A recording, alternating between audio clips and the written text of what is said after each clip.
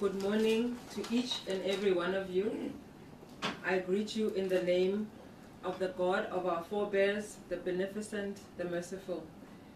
It is truly my honor this morning and privilege to be here today as we reflect on the first 100 days of ActionSA's Parliamentary Caucus performance and offer a critical review of the ANC-led Government of National Unity's 7th administration. My name is Lerato Ngobeni. In these first 100 days, ActionSA has made it clear in Parliament that we are not here to play politics as usual. Our party stands firm in our duty to hold this government accountable, to push for solutions that genuinely serve our country, and challenge any failure to deliver on the mandate to change our people's lives. We were elected by South Africans who are tired of excuses, tired of corruption, and tired of being forgotten by those in power. The GNU's 7th administration, however, has already shown signs of falling into the same old patterns, inefficiencies, lack of transparency, and failing to be robust in the stance to put South Africans first. But ActionSA has not sat back in silence. We have led robust engagements in committees, tabled motions that put South African-centric, and continue to hold the government accountable on every front, from the collapsing state of public services to the ongoing failure to curb corruption. Our work is just beginning. In these next few months and beyond, we will continue to be the people's voice.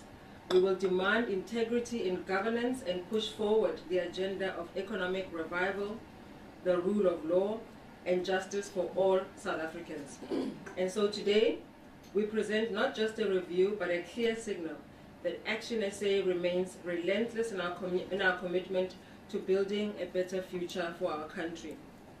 We are here to lead, to fight for real change, and to give South Africa a government that works for the people and not against them. With these few words, let me introduce my esteemed Super 6 colleagues who have demonstrated that we have the gumption that is required to do this work. I am proud to lead this team alongside our Parliamentary Caucus chairperson, and he is to my right, the Honorable Dr. Khosi Letlape, our caucus leader, the Honorable Ethel Trollip, our dynamo social justice activist, the Honorable Darylene James, who's on my left, the accountability or nothing else champion, the Honorable Ellen Beasley, who's on the other side, and the fierce Giyani Water Project and Service Delivery defender, the Honorable Malebu Kobe, who is also the youngest and most promising and talented politician we have in this caucus. So today's proceedings are going to be quite simple. They're going to run in this fashion. First, we're going to have the Honorable Ethel Trollip, who is our caucus leader, as previously mentioned, and he will tell us in detail why we are here today. He will then be followed by the Honorable Ellen Beasley. No, I lied, actually. He'll be followed by myself again. It's only the next time I'll be back here.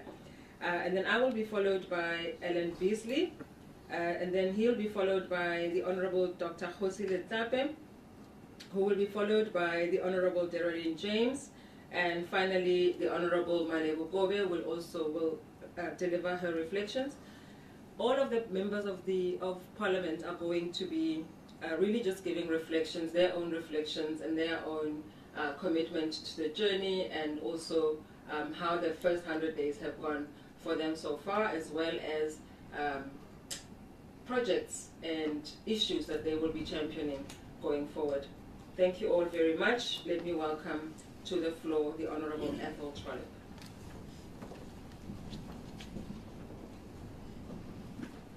Very dramatic.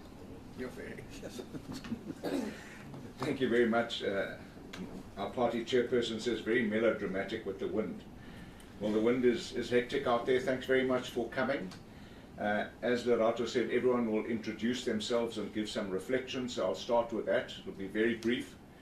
I've spent 20 years as an elected public office bearer prior to coming to Parliament now in 2024.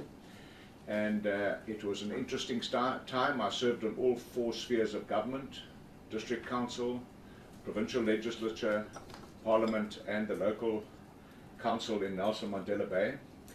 And I've come to the end of my political work, I thought, until Herman Mashaba and Michael Beaumont invited me to a meeting in Johannesburg and basically tried to convince me to come and join them to help them fix South Africa.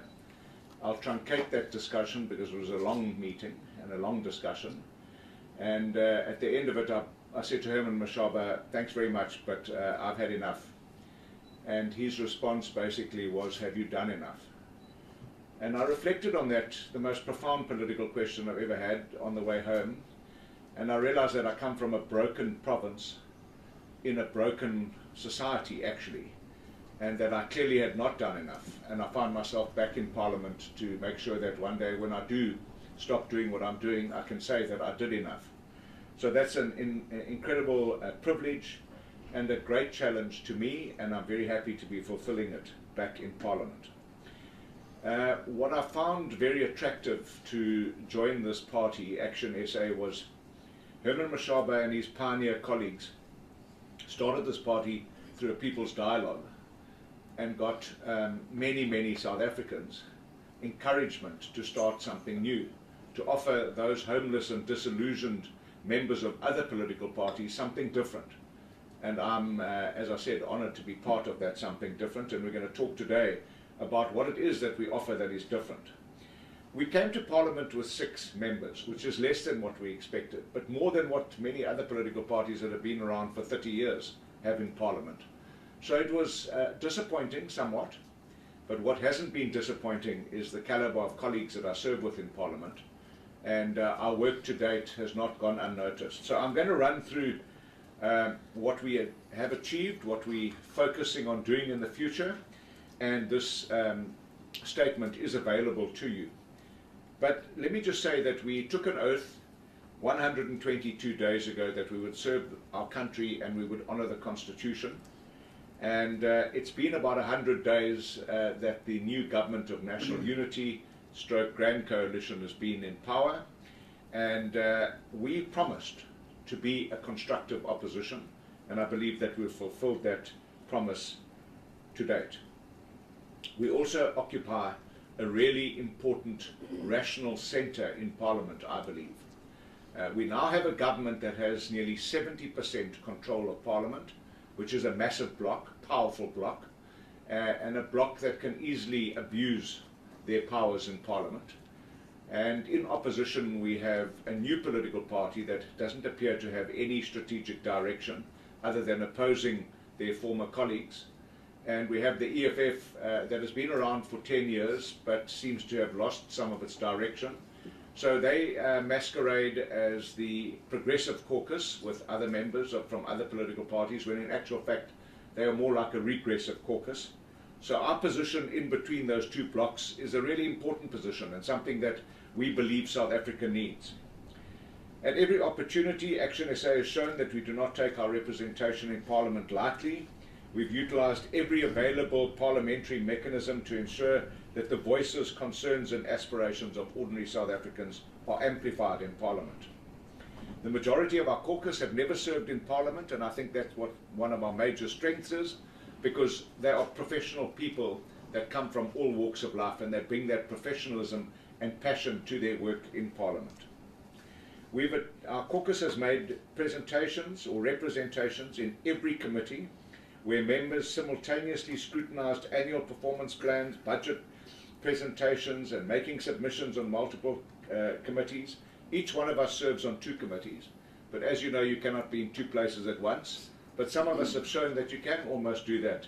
Dr. Lechape, I think, attended every one of the budget committees, and he made a profound impact and has now become a household personality and certainly a parliamentary personality. We've committed, as I said, to being a constructive opposition, and our voting record on the July appropriation cycle demonstrates our balanced approach. We supported 26 budget votes while maintaining principled objections to 15 of them.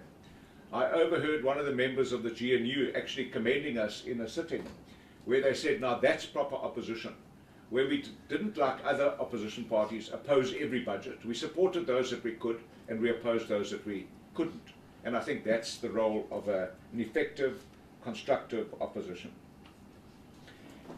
When you consider our relative size, we have written 100 questions to the executive for their reply, and it demonstrates that we have maximized every limited opportunity for questions provided to us by the parliamentary rules.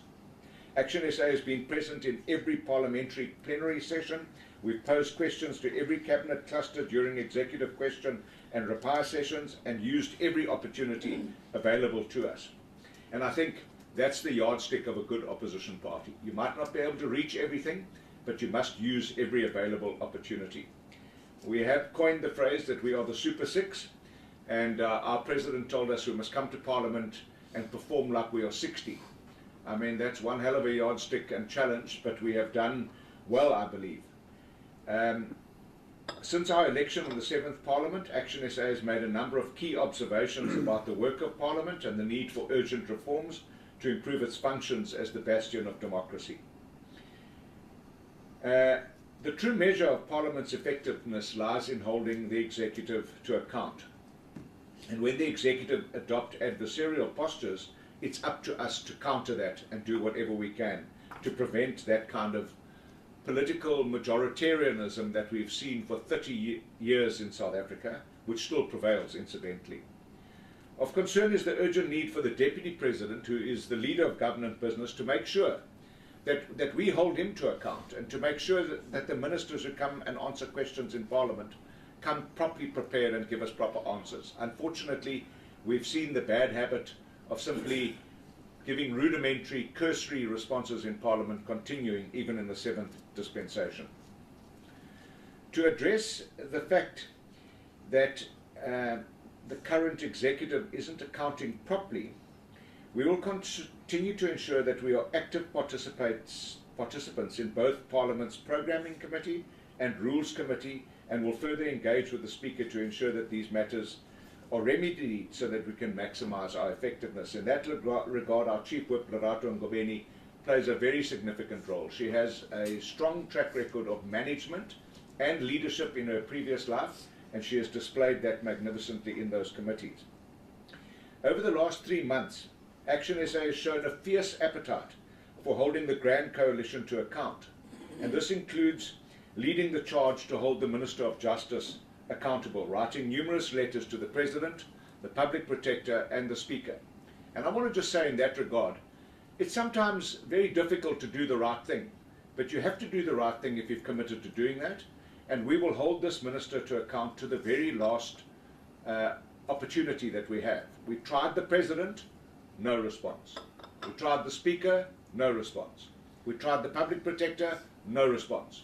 We've laid criminal charges. But we're not going to stop there, because on Thursday this week the President's coming to Parliament, and I'm going to be asking him what he's going to do about his minister who has this cloud of controversy hanging over her head. We have, in various committees and through direct correspondence with ministers, our members have interrogated departments and state functionaries, focusing on ensuring that we elevate the issues impacting our communities to the responsible authorities. This work has ensured that South Africans have direct access to government. Last night, Dereline James told us that she had championed the fact that in Eldorado Park, where she comes from, there were no police vehicles. She tells me that on Tuesday, 2 brand new police vehicles will be delivered to the Eldorado police station. Now that's the kind of work that proper MPs do. They don't just point fingers, they make sure that where there is a deficiency, that the deficiency is addressed, and that is the kind of work that we expect from each other in this caucus. Recently, Malebo Kobe joined the Minister and the Deputy President in Guyana, in Limpopo, where she comes from, because the people of Guyana have not had water for many, many years, and the project costs have ballooned out of complete, I don't know, sanity to something incredible, yet they don't have water. They don't all have water. The Deputy President was trying to tell us about the fact that the people of Guyana have water. It's not true. Some people in Guyana have water, but the whole Guyana community still does not have water. Our members have shown a passionate commitment to their portfolio committees, and this last week doing oversight was an eye-opener for them as new members of Parliament, and they have realised how important it is to actually go and see for yourself what's happening on the ground. Our immediate priority in Parliament is around ethics and accountability. Ethical leadership is a key tenet of ActionSA, informed by our belief that you cannot build a house on unstable foundations. Our arrival in Parliament has revealed that the rot runs much deeper than we ever anticipated, with profligacy and excessive perks indicative of a system that has departed from one of public service to one that prioritises self-service and extravagance. And what has become apparent is that even those political parties who pretended to oppose this profligacy previously have succumbed to it and moved into it rather seamlessly and comfortably. So we will be looking at updating the ministerial handbook that is related to our bloated cabinet that costs this country more than R1 billion annually, and we will make sure that the necessary changes are brought to that. Our Chief Whip, Lerato Ngobeni, is also making sure that we will address the issue, the lacuna that has arisen with people that are compromised being elected to Parliament. We want to make sure that people who are compromised beyond bankruptcy and non-rehabilitated insolvency, or people who have been sentenced to jail for more than a year, that it includes people that have been impeached from high public office serving as members of Parliament. So Lerato will be driving that in Parliament, because there is a conundrum currently around Dr. John Hlophe and Member of Parliament Mkhwebane from the EFF. To this end, we have already written to the Parliament's Joint Constitutional Review Committee to call for a thorough review of applicable legislation, rules, frameworks to ensure that eligibility standards for public office bearers are consistent and transparent. Some people didn't understand our press statement in this regard. We want to make sure that we do not have members of Parliament that are compromised, rather than having a debate whether a compromised member of Parliament can attend a committee or not. That is ex post facto. We need to make sure it doesn't happen. Our medium-term priority is focused on fighting deep-rooted corruption in society and in government. By every available indicator, corruption remains rampant, and to date, the Grand Coalition has done nothing legislatively to combat it. They have done nothing legislatively to combat it. ActionSA believes that there's an urgent need for reforms, starting with a constitutional amendment to establish a new Chapter 9 anti-corruption agency. We will champion this in Parliament. We will encourage and canvass the support of other political parties, and those parties that won't support us, we will expose them for their comfort in corruption. Cognizant of the high thresholds for such amendments today, we make a public clarion call to all parties to get involved and to support us. Long term, in line with our core value of non-racialism and inclusive economic growth, long-term economic reforms are crucial to spur growth and effectively address the legacies of our past. Our country faces economic stagnation, impoverishing our people while the government seems paralysed, with the left foot not knowing what the right foot's doing, and the GNU has compounded that confusion as far as we're concerned. We've seen a lot of tiptoeing in the GNU around principal positions that parties held before they joined the GNU. We are going to focus on inclusive economic empowerment. We've got some very specific ideas around that, around a universal basic income stimulus, the Opportunity Fund, and Alan Beasley will champion the economic policies and the opportunity policies of ActionSA. So if you want to know anything about that, please contact Alan. He is the champion of the people that are oppressed because we don't have enough money.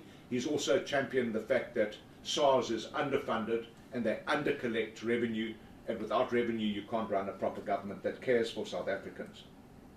ActionSA will further propose a tiered system for minimum wage and tax incentives for companies. These incentives would allow for businesses to claim 110% of wages paid to historically disadvantaged groups as an operational expense rather than relying on racial quotas. This approach aims to increase employment opportunities and foster company growth. In the current term, ActionSA, under the leadership again of Lerato Ngobeni, intends to introduce a reserve sector bill that fundamentally reforms our 900 billion rand township economy that is currently dominated by undocumented foreigners, if I can put it euphemistically. She is championing a policy of spouses for locals. It's not about spouses. It's about a 9 billion rand economy that is not in the hands of South Africans and poor South Africans that need it and that should be running it. And we want to transform that. Lastly, ActionSA believes that these key legislative priorities, as I've outlined, will set the tone for bold and necessary reforms to place South Africa on the path towards growth and the entrenchment of good governance principles in keeping with our commitment to being a constructive opposition. ActionSA is not merely in opposition to howl and reject, but to engage and propose sound alternatives.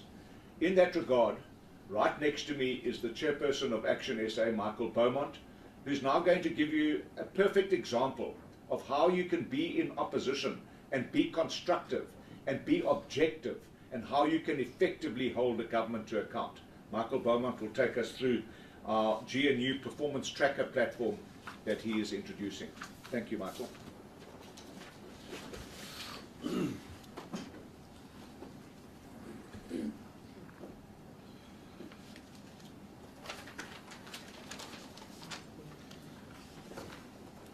Right, I think everybody knows that I'm not you, so you can definitely take that. Greetings and welcome to members of the media, my colleagues from ActionSA, and most importantly, those South Africans following these proceedings from home. I think you'll all agree with me when I say Parliament has become a place where the opposition has died in South Africa. And this is why we have such incredibly important work to do for ActionSA. And I'm reminded of a very important quote that was attributed to Winston Churchill in the Second World War, when it said, "Never has so much been owed by so many to so few." And when you think about the work that these 6 members of Parliament are going to have to do in holding accountable a colossus of a 70% GNU, I think that saying becomes entirely apt. I want to remind colleagues here that ActionSA is not outside of the GNU because of an accident. We took a very conscious decision not to join the GNU, and we conveyed that decision to the ANC at the time, after the 29 May elections, to say that we are deeply concerned about what happens when the opposition gets co-opted into government. What happens when the watchdogs are now driving around in German sedans with that soft leather, and they aren't able to be the watchdogs any longer? Because if you believe that power corrupts, well then, my goodness, 70% power is going to corrupt most absolutely. And this is where we need a strong opposition in South Africa. And as Athol, my colleagues, already indicated, that opposition is going to have to arise from a 6-seat party, because it's not going to arise from the official opposition or the EFF. We need a constructive opposition in this country. I think it's important to note that the 9th of October last week marked officially 100 days of this GNU, Grand Coalition, depending who you talk to. And it becomes necessary for us to take stock as a country. And one of the reasons why it's become necessary is you can't deny that there's a national optimism. That national optimism is very clear wherever you go. But the question is whether that optimism is based on anything tangible that we can hold in our hands and we can believe. Because we need to understand that this wouldn't be the first time South Africans had placed their hope in something that turned out to be hopeless. In 2009, South Africans placed their hope in Jacob Zuma. And for an initial period anyway, criticism of Jacob Zuma was seen to be a bad thing. In 2018, they placed their hope in Cyril Ramaphosa. And in the beginning, the president could do no wrong. And you could see where that turned out.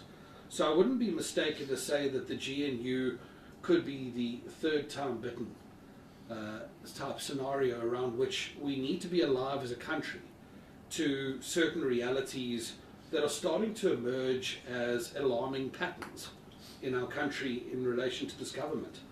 And particularly of concern is the fact that we're now seeing multi-party delivery of the same old politics that was voted out in the 2024 elections. Political parties horse-traded around how they would vote on the Pala Pala issue as part of their negotiations. Parties that once said we need a smaller cabinet now form part of the biggest cabinets in South African history. The Bella Act has been passed, NHI is moving through swiftly, and believe it or not, people are breathing life back into the secrecy bill in the year 2024. Cadre deployment continues unabated. As a matter of fact, the opposition now participates in it, with memos asking for leniency on the minimum standards required to appoint people. And now you have a justice minister implicated in the VBS saga, giving the president a pass on his saga in Pala Pala. I would say the time for opposition has never been more than now. And what we are growing increasingly concerned about, and which has led us to the point where we believe a tracker of government performance is necessary, is it looks like we have an Instagram government that has emerged in South Africa. A government that tends to make announcements and tweets more than it does in terms of policy or legislative reforms in a real way. So we will read that there's now a war against the construction mafia. Is there? Has anyone been arrested? Has there been any investigations? The same goes for borders. We have the Minister Abahambe, who is now participating in a government that has demonstrated that it spends, and I quote, 200 million rand a year in deportations on people who should not be able to enter our country if there was a properly managed border. We have people saying that this is going to be the fight against corruption, but when they go and sit in their cabinet, they sit next to those implicated in corruption. And now, of late, you now start to see what I now call matriconomics.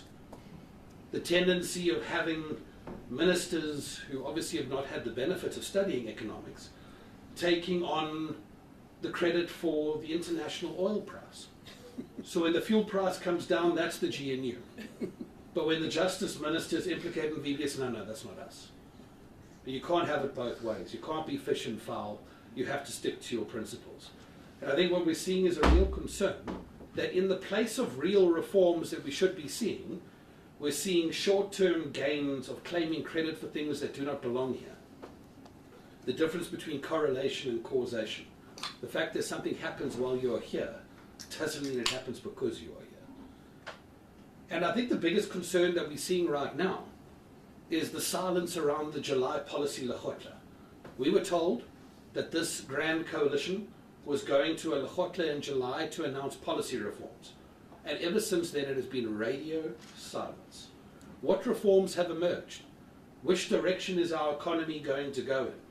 How are we going to defeat crime in our country with reforming our criminal justice system? These issues are just silent. And that's why the work that we are doing is so important in announcing this tracker today. Because if this government is not going to tell us what is its strategy, in which direction is it going, and how we should hold them accountable in terms of their KPIs, that job now falls to the unofficial opposition of South Africa. And that's what we are going to be spending a little bit of time talking about today. So behind me you will see a website which is freely accessible to the South African people, and we will avail it to you members of the media. It will become a point of reference so that ever you are looking for a factual report on this government's performance rather than an emotional one, you will see it there, and you will see all of this data that has been established with the intention of creating a baseline of where we are right now as a country and where we will be going forward as these statistics come out over the course of the next 4.5 years.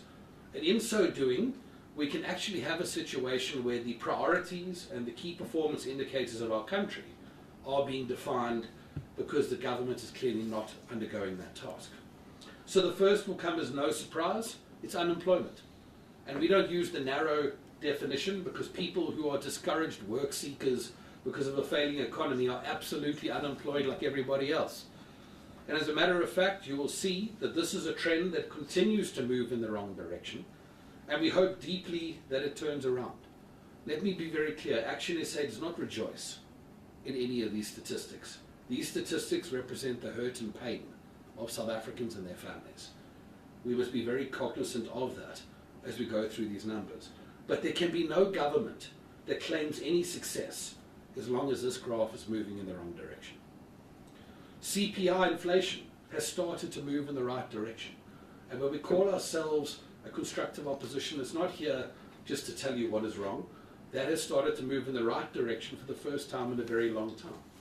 But we must ask ourselves the question, is it moving in the right direction because of anything of this government? Or are we looking at a decline in inflation arising from the reduction in the oil price from the international price of Brent crude?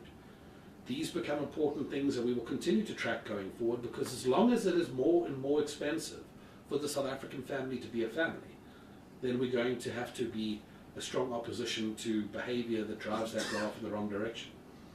Support offered to small businesses. This is not our favorite statistic. The South African government likes to track processes and not outcomes. But nonetheless, what we're seeing is that 2023 was a very, very bad year for the annual number of small businesses supported by the state through loans. And this is going to be something we're going to have to monitor very carefully, because any science behind how we grow our economy knows that the backbone of a growing economy is small business. We move on to perhaps some of the most important ones. Economic growth, currently at 0.4%. Debt to GDP ratio of 72.2%. And foreign direct investment, facilitated by the state, of 16.6 billion rand. These numbers all have to change in a very serious way before any government can start to claim any level of success around our economy. The next statistic is a good one, and one that we celebrate very much, because it's one of the few things that are moving in the right direction, and we give credit where it is due. The Minister of Energy has done an outstanding job with his team at Eskom, and for the first time in a long time, South Africans are experiencing reprieve from the power outages that dominated our lives for so long.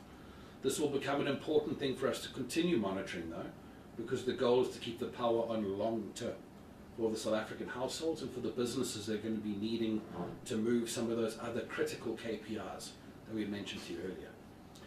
The next one is about how many households are still using bucket toilets. It is an important statistic because it talks about an important part of our social development strategies. And currently 371,266 households still experience this indignity, and this is something we will continue to track going forward, because it is a vital measurement of how governments are supposed to improve the dignity in the lives of those who are most vulnerable. Violent crime rates becomes the next important KPI, principally focusing on murders and sexual offences, which has been one of the greatest challenges in our criminal justice system. Those graphs have been moving in the right direction over the last 12 months, but it's very important to note that there's always a very significant question around what we are measuring this against. Is it being measured against all crimes committed, or is it measured against all crimes reported? And as people lose faith in their criminal justice system and the police, that starts to become more and more of a reality. Important, though, is that we need to see reforms in the sector for us to believe that these numbers are not just about reports, but actually about changes in our criminal justice system. The next KPI, unresolved high-profile corruption cases. And let's be clear, ladies and gentlemen, this problem is never going to get better as long as the justice portfolio is presided over by a minister who has massive unanswered questions in this particular department. But while there were over 300 cases in May 2024, that has now risen to over 400 unresolved high-profile cases of corruption in October 2024. This is clearly an indicator moving in the wrong direction, and what we really wait to see is whether this GNU is going to hold itself accountable and deal with a scenario where you sit next to people in your cabinet meetings who are the subject of these investigations as much as they are the colleagues. Youth literacy rate becomes the selected criteria for our education KPI, focusing on a dynamic that since 2019 there's been a decline in youth literacy, and we want to make sure that the interventions of this government, and the minister in particular, is focusing on youth literacy as a vital measurement of the success of our education system. New HIV infections is a graph that has been moving in the right directions year on year, but there's a very ambitious target set of those infections being lower than 8,800 by the year 2028, just 4 years away, which looks highly unlikely when you look at where we are right now. And this will become an important indicator. I think we're very grateful to have someone of Dr. José Leclape's caliber to assist us in understanding the interventions that are going to be required to drive this number in the right direction. Our ports management becomes a vital part of our infrastructure measurements. Ultimately, the South African ports have slid down in Durban to 398th in the world, and Cape Town 405th in the world, which I believe is officially listed as the worst port in the world. Now this, as you can understand, has got to be a vital part of our infrastructure turnaround, and any extent to which an infrastructure portfolio is spending its time while this is being allowed to continue is a very serious question mark around the strategic priorities. The freight rail performance has doubled in the wrong direction. In 2023, the average freight was 309 minutes over the target time. It's now 779 minutes over the target time, and that is moving in the wrong direction as well. I need to stress that we are going to continue to build this tracker over time to include other important KPIs that don't arise from official government reports, but do arise from, for example, from our questions in Parliament. Our MPs are posing questions every day that will tell us how much is being spent on international travel, because I notice that this government is not just an Instagram government, it's a jet-setting Instagram government. It's traveling the world every single day with very large entourages, and we need to see what that's costing the South African people and what returns they are getting for it. We want to see the cost of blue lights. We heard there were going to be no blue lights, but there seems to be a lot of blue lights. We want to know exactly who is using those and who is not, and we already noticed that our parliamentary question to find that question out was refused. They would not tell us the answer as to which ministers are and are not using blue lights. Now this is supposed to be a government that is reforming our country, but that is the kind of Stalingrad style politics that we thought we had done away with in South Africa a long time ago. I wonder if all those people who supported parties in this GNU would support the idea that we can't find out who's using blue lights and who is not. Interesting, huh? I think the important point to say is this. If you are to grade this grand coalition government in its first 100 days, the grade would be an E, because there has been no strategy direction in our country. There has been no revision of the NDP. There's been no setting of national priorities. As a matter of fact, it looks like individual parties in the coalition are setting their own priorities, separate from government. Can you imagine? There is not a clear set of outcomes-based KPIs so that we can all understand what is the scoreboard. We need to understand what the priorities of our country are and where we're going to invest in change. And in the process, what are the non-priorities from which we must take money so that the priorities get funded. But at the same time, you've got to tell the South African people, what is the scoreboard? What are we measuring? If these are the strategies and priorities, what are we measuring to determine what success and failure looks like? And the fact that this government is continuing, where others have before it, to operate in a manner that is not wanting to be held accountable, that becomes a very serious concern. And what about the policy and legislative reform agenda? Because all the tweets and Instagram posts in the world are not going to change the fact that government operates by policy and legislation. If you're not changing those things and moving those things in the right direction, you continue to have a multi-party delivery of the old agenda that got voted out in 2024. And I think from our point of view, as I wrap up, ladies and gentlemen, you will continue to see that this tracker will develop. We invite you, members of the media and the South African people, to continue to access its information and to monitor its progress, because we must never be so eternally grateful to a government because of what it avoided that we do not hold it accountable for its performance. Thank you.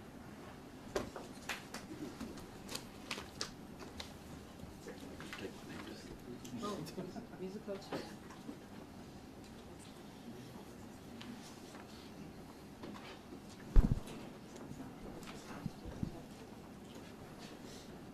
Thank you, Michael.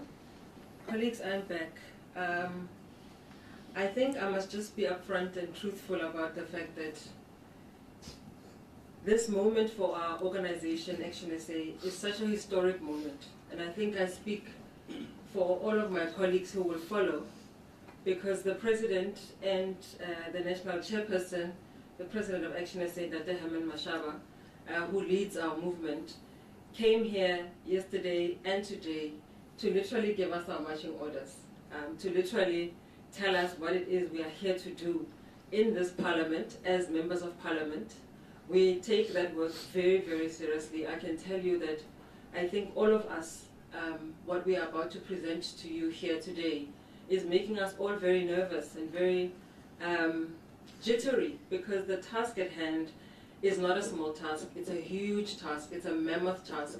And it's one that we take with absolute humility and absolute gratitude and absolute commitment to doing the very best that we can to serve the people of South Africa. So I'm Rato Ngobeni, as I said previously. I have the pleasure and the true honor to serve as the national spokesperson of our organization, as well as the parliamentary caucus leader. I'm very, very honored, and I thank the organization for putting that level of trust in myself to carry out that work. But it's easy to do that when you have capable, committed, and equally up to the task colleagues to work with. So before joining this movement called ActionSA, I spent a lot of time as a professional in corporate communications, in social investment, and in active citizenship advocacy. I was one of the people who started a program called Civics Academy, and this was to ensure or help South Africans, particularly young South Africans, be active in the politics of our country. Because I remember when I was a student in politics, I used to have a political science professor, Dr. T, who used to say to us, if you don't get politics, politics will get you. And so the reality is that we all have a responsibility to be part of what is happening. And one of the critical things that I believe all of us here must champion is public participation. It is one of the things that is always lacking in terms of having the people of South Africa have their voice in terms of how we legislate and what we put into public policy. And so it is one thing that we all, as this caucus, are going to be championing. Throughout my life, I have been driven by a desire to see a better society for all people, particularly women in general, but black women in particular. And so this work I take very seriously, and it requires all of us, including myself, to be honest, to be humble, and to be a servant leader. When ActionSA emerged as a voice of reason and accountability in our politics, it was clear to me that this is the platform where real change can indeed be delivered. I'm truly, truly honored, as I said before today, to be one of ActionSA's MPs who believe in our party's values of ethical leadership, transparency, and putting the citizens at the heart of governance. In this parliament, I serve on key portfolio committees of Home Affairs, Basic Education and Small Business Development, where I'm dedicated to advocating for reforms that strengthen our border security, combat illegal immigration. And colleagues, I have to stress this. It's easy to speak and to imagine, but once you are on the ground and you see what is happening, we've just conducted an oversight of Home Affairs. The situation is dire, colleagues. We are not tracking undocumented foreign nationals in our country. Home Affairs has no idea as to who is here or who is not. People are coming in and out of Home Affairs to ask for documentation. They are getting it. However, there are also those who just come through and nobody knows who they are, where they are, and all of that. The other dire thing that I would like colleagues to note in this regard is the fact that we cannot deport certain nationals. Let me give you an example. If somebody in Botswana commits a crime like murder, and they find themselves here in South Africa, and the Botswana government is looking for them, our ethos is not to deport them because our constitution does not agree with the death penalty. So we effectively can have nationals of all, and I don't mean Botswana, just Botswana, anyway, because every time we speak about illegal immigration, we are accused of being, mostly targeting black foreign nationals or foreign nationals from the African continent. in this regard, we're speaking about anyone from anywhere in the world, wherever it is that they're coming from. And this is a very huge gap in our policy. Another department that needs, to be looked at, and which is one that I'll be championing as well, is government printing works. Government printing works is in a state that is so dire that it will follow in the footsteps of the post office. What is going on at government printing works is an absolute disaster, and we need to make sure that we can follow up on what is going on in that entity. The other one is the State Information Technology Agency, the SETA. These are folks that are responsible for everything digitally that happens at the Department of Home Affairs. And in every department, in every meeting, the SETA is a problem. And people need to look at that. And so during this 5-year term, I'm going to be relentless in pursuing issues that impact everyday South Africans. I always talk about the women waging war on poverty, unemployment, and gender-based violence in the Northern Cape. If there's one province that seems to be forgotten, it is the Northern Cape.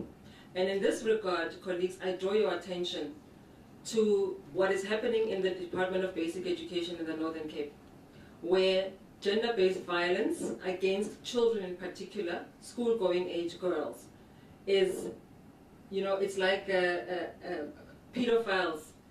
When they are found, they just get remunerated by being taken to another department or another school. This is what is happening in the Northern Cape, and this particular group of women is fighting against that.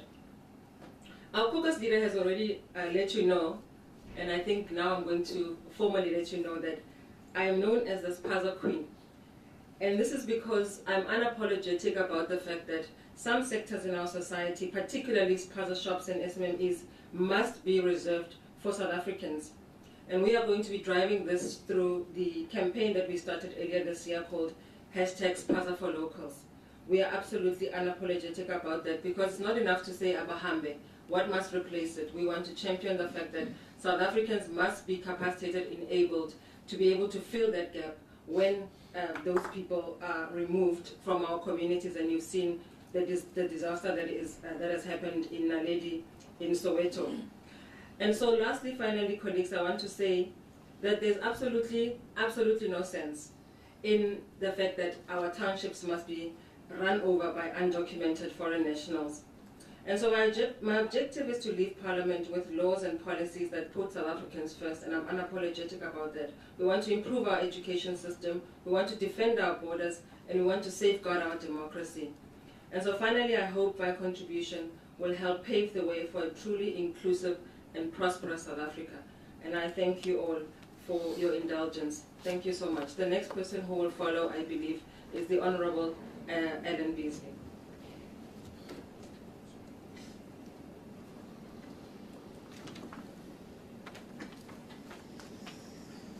Thanks, Loretta. So just a bit of background, I'm a chartered accountant with a master's degree in development studies. I've been in business most of my life, and several years ago I co-founded a philanthropic private equity company which has and continues to do amazing work. My main driver for putting my hand up to be a member of Parliament was to be a voice for the unemployed. The unemployment statistics in our country are horrific, but behind those numbers are real lives and real stories. The impacts of unemployment on individuals and families are devastating. I'm hoping, as being an MP with ActionSA, to be a rational, constructive, uncompromised voice that represents the unemployed in Parliament.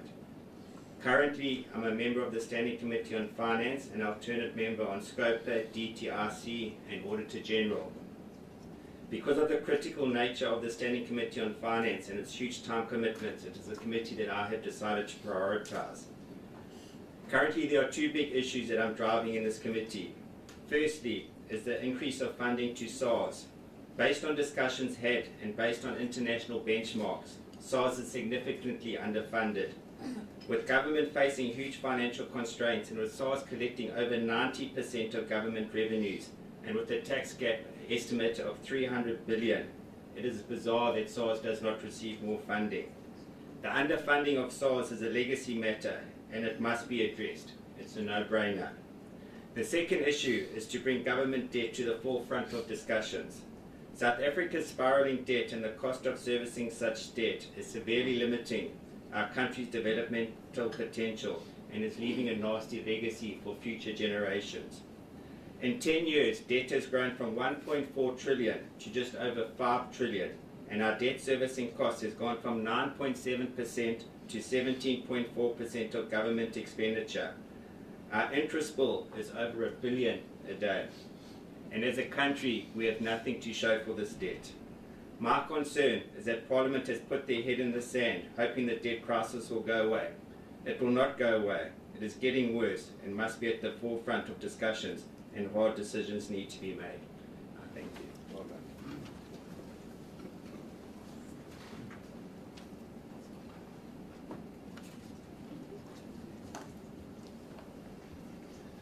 You see, I told you we were nervous. Who's next? Doc. Dr. Letlape. Colleagues are not coming back. Dr. Letlape will come, followed by Derelyn James, and then after Derelyn, Malebo will close. Thank you.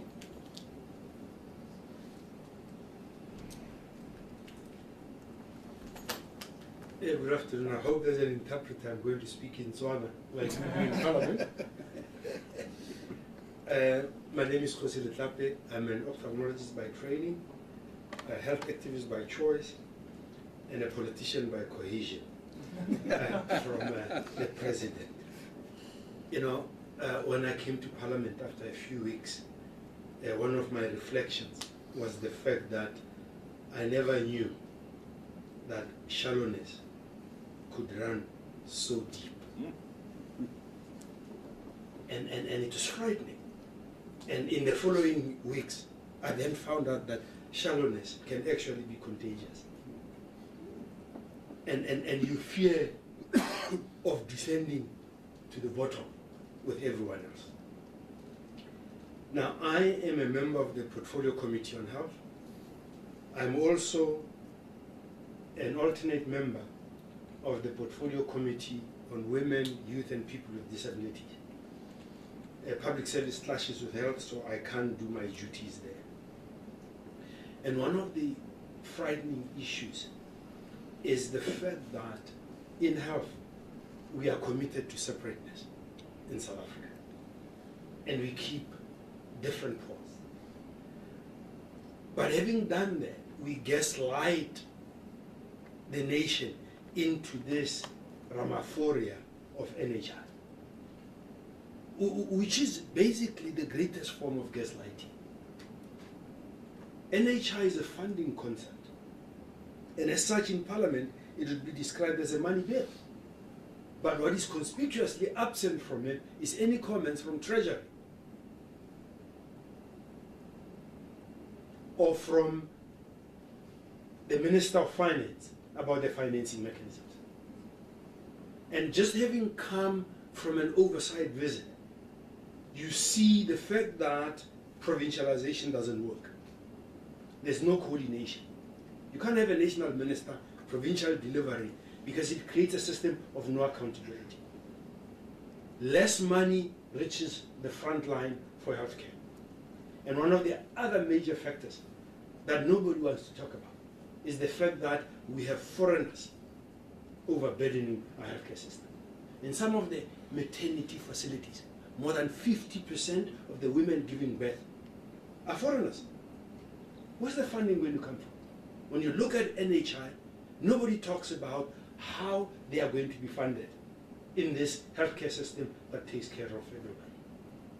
Now, in the Portfolio Committee of Women, Youth and People with Disabilities, I have a personal issue to grind in terms of femicide, because I lost my daughter the day after the election. And what you see there is what you see across government, where there's a lot of money being spent on governance structures, a huge cabinet, commissions, administrators, but very little money on the ground for programs. Just like in health, we got lots of bureaucracies, lots of administrations, 9 MECs, a health minister, all of whom have questionable competencies, but there's no money on the ground for drugs. Lastly, I saw a patient where in the community health center, the turnaround time is 240 minutes. This gentleman, 73 years old, had been sitting on the benches for 9 hours and had not been attended to. So until we have skin in the game, until it's about us, it'll never get fixed. And what I assure you is the policy of the ActionSA of saying public officials should do public hospitals will be implemented. That's what I will drive for. And I'll ensure that the president of this country uses public health care with other public officials and public servants. That's the only thing you're going to fix health care. Thank you.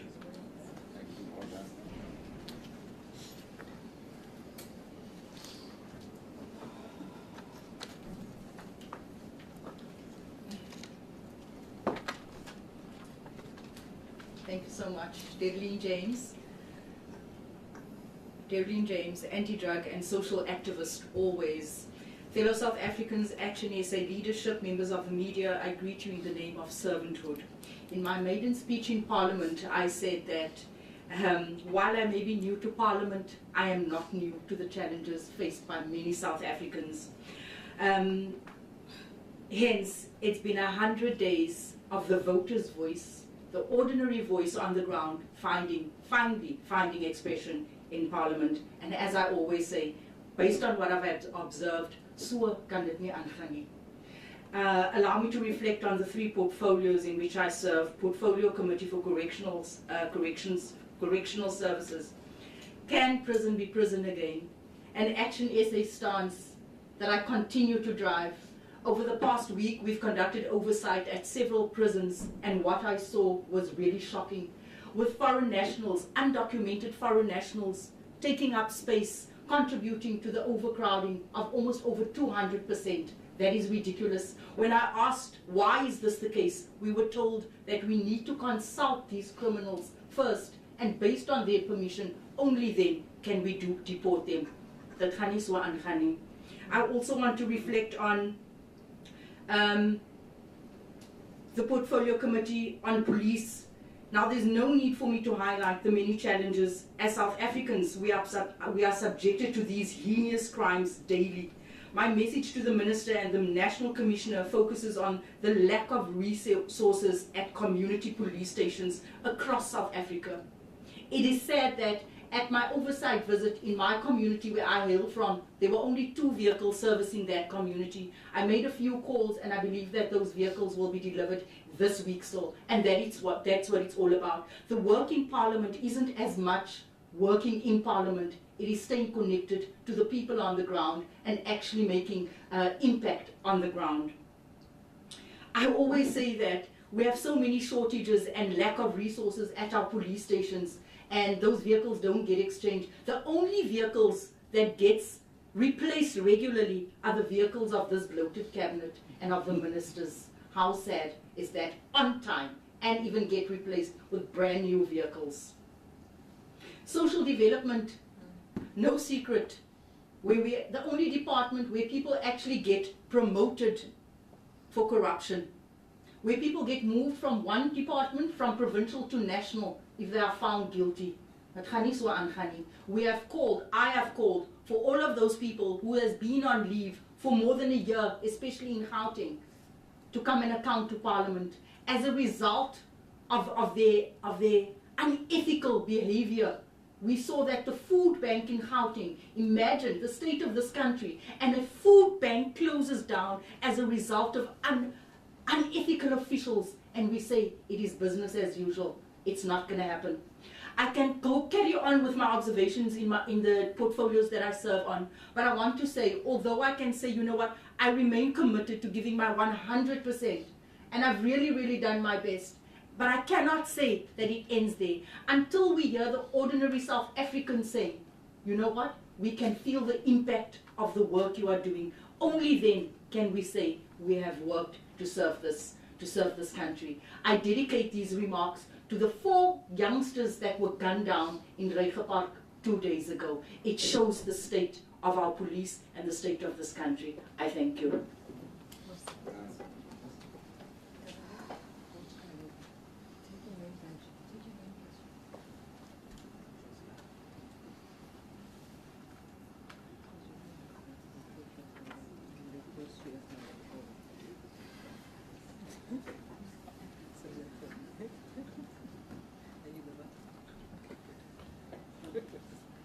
Greetings outstretched to the House at large. As said before, I'm Malebo Gobe. I'm the youngest member of this caucus and this parliamentary caucus. Just a brief background, I've got a master's in international relations and politics. I have worked in various sectors, including the water sector and rainwater, and also I founded a charity where I assist child-headed households. And just before this, I was the spokesperson in the Limpopo province of ActionSA, right before taking up this responsibility of being in this parliament. See, I'm proud to be here to account to the people of South Africa with the work that they've entrusted us. And it comes at a time where we've just concluded our first oversight, which was an eye-opening experience. I mean, beyond this August House and beyond the debates that take place in the 7th administration, we got to interface and really see the work that we do that translates into the daily experiences of our people. Now, the committees that I serve on are the core face of services on water and sanitation, public works and infrastructure, and transport. And as the youngest person in this caucus, I'm honored to be given this responsibility to serve people, but in particular young people, in ActionSA's long-standing efforts to address critical infrastructure challenges, improve access to clean water and sanitation services, and enhance the country's transport systems. Now, the DPWI, which is Public Works and Infrastructure, has shared its vision to make South Africa a construction site. And I happily welcome this in my maiden debate. However, it has become glaringly clear to me that before any construction can start in this country, we need deep institutional reforms. The procurement needs to be reformed. It cannot be that we continue to award contract to contractors that only have capital and financial muscle but lack capacity to complete the simplest of tasks. There needs to be political will to institute consequent management for contractors who abandon projects and officials who are found guilty of malfeasance. We need to confront decisively rampant project delays that are costly to the public purse. As it stands, it costs the public 13 billion rand for these projects that are delayed. Now, Public Works and Infrastructure, as the country's biggest landlord, needs to reclaim hijacked buildings, which we believe need to be repurposed for better public services. And finally, in the spirit of not leaving anyone behind, I will continue to champion the reformation of the EPWP program, which affects young people. In its current form, we believe that it does not provide sustainable solutions to the unemployment crisis. The DDG of EPWP has already expressed interest in working with us together, and I'm excited for this opportunity. As you know, transport is the lifeblood of this economy, and when people can move quickly, cheaply, and safely, our economy grows. However, there is much to be desired. Just this morning, the trains were delayed by an hour and a half in the mother city, causing havoc on our roads and for commuters. I will continue my stringent oversight of entities like PRASA to ensure that they stay on track. And finally, when I do my reflections, I think back on 2 years ago in my home province in Limpopo under ActionSA when we started driving the issue of the Giyani Water Project. And just a month ago, we returned back to Giyani with the Deputy President and the Minister. And this time I returned as an MP, and we witnessed the first 9 batch of villagers receive water reticulation in their homes. And by the end of December, we're envisaging that 24 villages will be opening their taps. It is this kind of work that ensures that we continue to fix the lives of South Africans and inspire change. And I'm hoping that in the 7th administration, I will be able to do that within these committees that I serve. Thank you.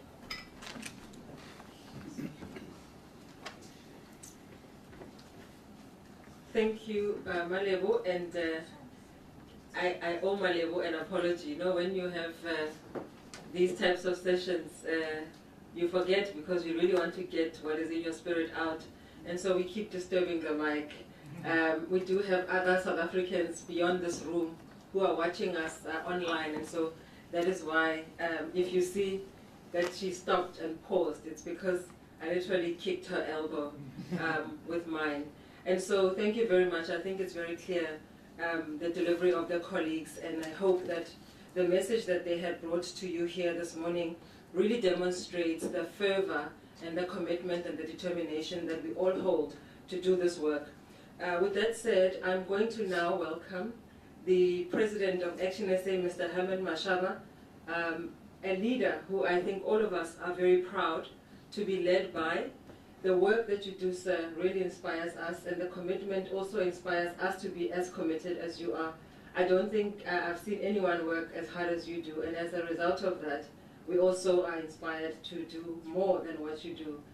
At your age, I'm half your age, and so, you know, the fact that you can still run, you know, at the speed that you run means that we all can do it. And so, with those few words, I welcome you to the podium. Thank you.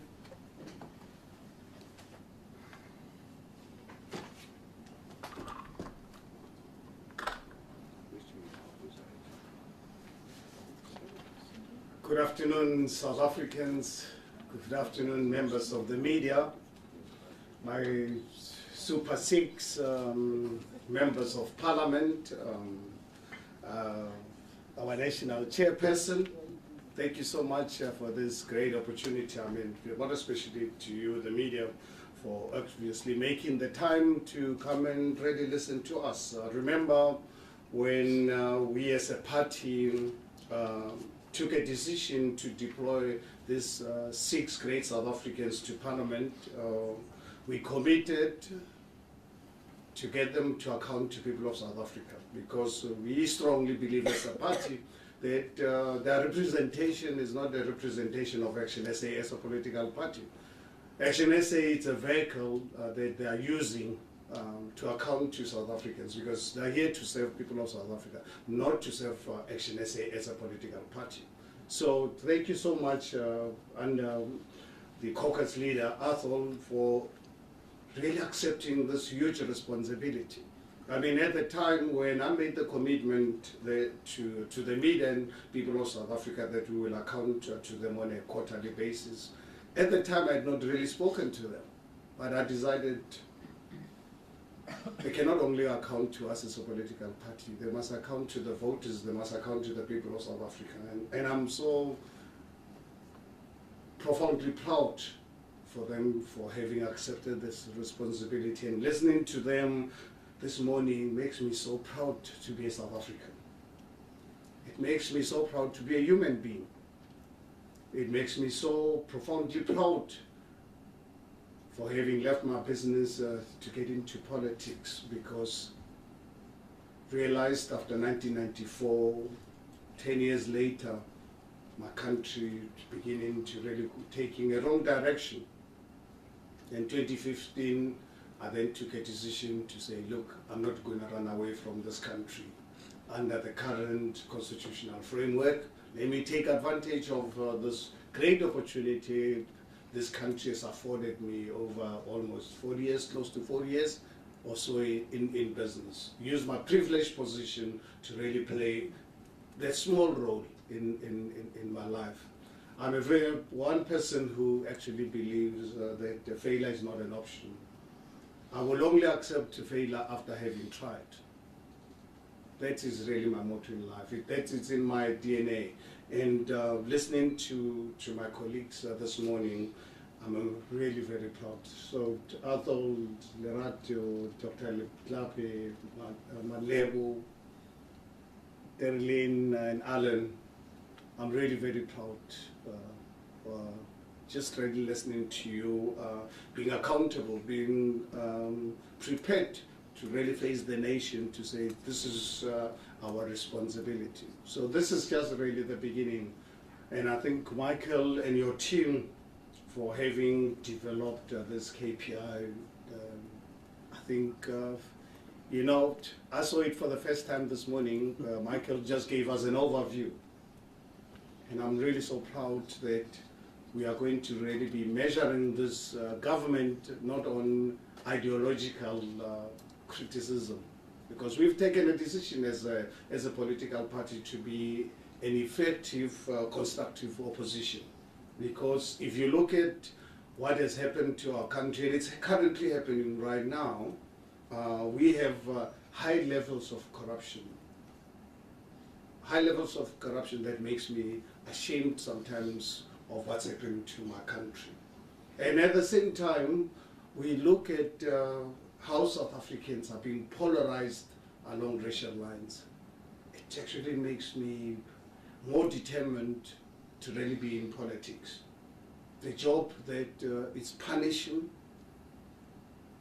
really very seriously my personal liberties, completely compromised. But I think it's something really worth it for future generations. And I think if I look at the space that ActionSA has to play at a national level, crucial, because we cannot really develop this country with the levels of corruption we have experienced over the last 30 years. At the same time, we cannot really prosper or develop this nation if we are not going to get South Africans to coexist. Because if you look at ourselves as a country, we can't undo what is the current status or situation of our country. What we need a political party that can actually unite us and get us to accept coexistence. And that's something that we are unapologetic about as ActionSA, for really playing that this critical role. And I think and I believe it's important that I bring you up to speed with our participation in municipalities. As I've indicated, at national level, as a political party 4 years old, that's something that I think you guys need to really be aware of. ActionSA is only 4 years old. And I remember after the elections, because we had too much expectations, but reality dawned on us. We had the 6 superb members of parliament. Just for your information, ActionSA, 4-year-old party, we are represented by 101 public representatives in all 3 spheres of government. We achieved this in 4 years. As much as yes, we were devastated when the results came out. But on reflection, a few weeks down the line, we realized, my goodness, we are only 4 years old, but we are represented in all 3 spheres of government. And as you've just really noticed, the last few weeks, with the latest development yesterday in the city of Tshwane, our executive mayor announcing her executive team. It's a new political party, only 4 years old. When some people had already written our death warrant, we've really bounced back. We are now leading the capital city of this country. Put together a team that we are confident is going to turn that city around. The city of Tshwane is very important. It's unfortunate what really happened, but we had to do everything in our power. We have the constitutional right to defend ourselves, and that's exactly what we did. I'm a very strong believer that when you are faced with a threat, and a threat that was to really destroy you, what you do, you attack first. And I remember one incident in 1978, after writing my exam, visited my family in Orlando West, and my cousin was going to Bloemfontein to go and visit his family and asked me to accompany him. And one of the nights, I spent a week in Bloemfontein, in Tabanch, when in the townships, the Kuchabel, or whatever the township it is called. I remember actually one evening after having some drinks, I was tired, I wanted to go home, and I decided to leave on my own. It was around about 1 or so in the morning. And in one of the streets, as I was approaching home, I see a group of guys, 3, 4, and I wasn't there sober as one would have laughed you. And here's the danger. And I had no protection. But fortunately enough, where and how I grew up was to always, when you are faced with danger, attack first. Because I realized these guys what they were planning to do was to rob me, you know. And I said, no, I'm not going to allow this. So as I approached them, what I did, I charged at them first. And obviously, they saved my life and it gave me a chance to go through. And this is exactly what happened in Tshwane. It came to my attention that there was a plot to destroy our organization. And I decided, Herman, this is what you did in 1978. Attack first. And that's exactly what we did. Here we are. We've ended up being the leader of a coalition government in the city of Tshwane. Something that I never planned, but it happened, and we had to protect ourselves. And I'm overly proud of the work that our executive mayor, Dr. Nasipi Moya, has done in the last 2 weeks on her own. Now you can imagine today she started with a full team of 10 MMCs who she's going to hold accountable. Some people are thinking that ActionSA is going to be controlled by forces outside. I can assure you ActionSA is going to lead this multi-party. And why we're going to succeed? It's because we've taken a view of running and operating with humility, with honesty and ethical leadership, and a commitment to the people of Tshwane. That's exactly why I believe we will really succeed. And are we going to follow the same model in other municipalities? Give us the chance to really look at, to see if we can use our influence in the city of Johannesburg, in Ekurhuleni, because that's where we have the numbers. And people of Gauteng deserve better. And I believe if ActionSA does not really engage on this particular matter, will be failing not only people of Gauteng, will be failing people of South Africa. So we are going to involve, let's put Tshwane to bed and ensure that we deliver services to all the communities and residents of Tshwane. And we'll start negotiations to see how ActionSA can play a crucial role in the turnaround of the city of Johannesburg and Ekurhuleni, because that's where we have the numbers to make an influence and ensure that come 2026, because we've already accepted South Africa has entered an era of coalitions, and we will work with other parties that are prepared to work with us, but work with us with respect, humility, and we take the arrogance out of the kind of structures that we will develop. The reason why I think we managed to put together this government in the city of Tshwane was our approach to negotiations. We went to these negotiations with humility. We went to these negotiations to negotiate the best deal for people of Tshwane. And I strongly believe that we will deliver and hold our people accountable. We are not going to tolerate corruption.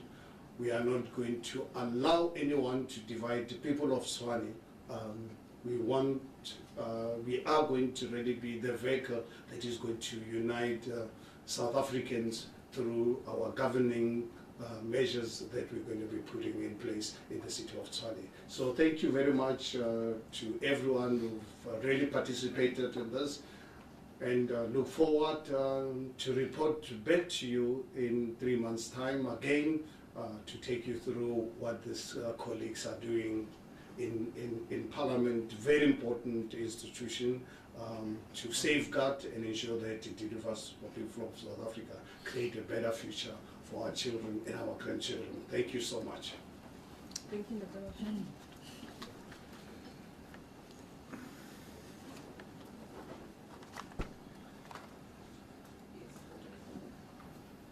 Sorry, I'm just making sure that when you take photographs, you don't post the one where it's Lerato and then it's Herman Mashaba, the name tag. So that's why that has to happen.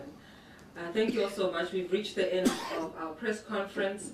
I am going to allow for questions, but before I do that, I really want to send a shout out and a thank you to our parliamentary staff, You know, without these guys, honestly, our capacity would be burnt out. I know for sure. All of us would be burnt out. And so it's really, really greatly appreciated, because the work that happens in the background keeps us on point, keeps us factual, keeps us committed to what we need to do, and holds also accountable in terms of our own performance as a caucus. So your work is really greatly appreciated. Thank you all so much. I'm going to open for questions now. Please do state your name, the media house you represent, and to whom you are posing your questions. I'm going to ask that we please don't send all the questions to Mr. Mashaba. You can see that there are 8 of us at this table, and all of us represent ActionSA, and we can all do so diligently. And so I will take the first round. If there's more, I'll take another round. So I'll take you, sir, followed by yourself, ma'am, at the back, and then do you have a question over there? No? Okay. Over here, and I'll take you in that order. Thank you very much. Oh, yes, ma'am. I'll take you. When did you put up your hand? Just before then? She was quick on the draw. Oh, was she quick? Okay, so we'll do 1, 2, 3, 4, and 5, 6. Sir, with the hat, you'll be the last one. 6 in this round. Thank you very much. Thank you, Leonardo. Jason Felix from UC4. Just a question to Mr. Mashaba, and then a question to the parliamentary leader, Mr. Trollop. Mr. Mashaba, critics and analysts and all kinds of people have spoken a lot about the drama that you caused in Tshwane over the last week. Some have said that that you were a lapdog of the ANC and the EFF alliance and all kinds of unsavory things which we cannot mention here. But what is your comment to that? Because some time ago you've said that ActionSA needs to identify itself as a party on its own and move away from that stigma of, not maybe stigma, but maybe that picture of that you were DA light. I remember you spoke quite extensively on that as well. So if you could just maybe delve into that. And then just a question to Mr. Trollop. You spoke about the middle ground, or maybe you didn't use that word, but the middle area or that grey area of being between the Progressive Caucus and the GNU, which is a 71% 71% strong force. How will you successfully operate within that space? I mean, in Parliament, it comes down to numbers at the end of the day. You would know yourself as a former parliamentarian yourself. So just, if you could briefly just chat to us about how you plan to successfully navigate that space with the resources, and when I say resources, I mean the 6 people that you have in the legislature. Thank you so much. The rational centre. Lula Mamaya, SABC. Mr. Trollip, you spoke about laying criminal charges to the Minister of Justice. Just a clarity on that, because I've been looking and looking. Where exactly did you lay, which police station? And is it you, or like, please clarify who from the party laid those criminal charges? Secondly, you spoke about the president coming here to answer questions. I have not seen the questions to the president, but is there any question to him about the justice minister, so that you can follow up, because we know that follow-up questions depends on the main question that was asked. You can't ask a new question on that. Well, as I said, I have not seen the questions, but maybe if you can please indicate if there is a question to the president on what he plans to do about the Minister of Justice. And thirdly, speaking about people who say compromised parliamentarians that are serving here. Actually, it's a follow-up from my colleague. I mean, when you talk about numbers, ActionSA has 6 seats in Parliament, and you need majority to introduce reforms. How are you planning to do any changes around that? Thanks. Thank you. Go ahead. Thank you so much. My name is Dennis Talport from Netwerk 24. I've got a question for the President as well as Mr. Trollop. Mr. Mashaba, with regards to Tshwane, the DA and Siljebrink specifically have stated that what happened in Tshwane will be the end of ActionSA. Now, you would remember being in chamber last week, the humming the funeral songs and stuff. Just your comments on that. And then they also made the statement that Dr. Moya is a puppet mayor for the EFF and the ANC. Now, I remember in her speech, Dr. Moya said that she would be a mayor for the people of Tshwane, not any political party, not the ActionSA, not the EFF, not the ANC. Now, just your comment on that. And then the last question with regards to Gauteng. If the opportunity arises to get that mayorship positions in Johannesburg and Ekurhuleni, would you take that up? And how badly do you want that positions to maybe take control of Gauteng ActionSA? And then to Mr. Trollip, with regards to Minister Similani, ActionSA laid those charges against Minister Similani. Did you provide any evidence to the South African Police Services? And then I've also spoken to the presidency, and they confirmed to me on Friday that the president hasn't taken any decision yet on Similani. And I've just spoken to the Hawks as well, who say they are still investigating, but no update to give to the media. Why do we see this delay, and what is it that ActionSA want? Is it a resignation? Is it that she steps aside, or can you just elaborate on that? And then the NPA also confirmed last week that they will not prosecute the president or anyone in the Phala matter. Can we just have ActionSA's comments on that matter as well? Thank you. Thank you very much, ma'am. Sine from Daily Maverick. Sorry. Good afternoon, Sine from Daily Maverick. Just a quick follow-up on my two colleagues' questions. Given that ActionSA's caucus is only 6 people, practically, what are some of the measurable goals that you want to achieve in the next year, 2 years?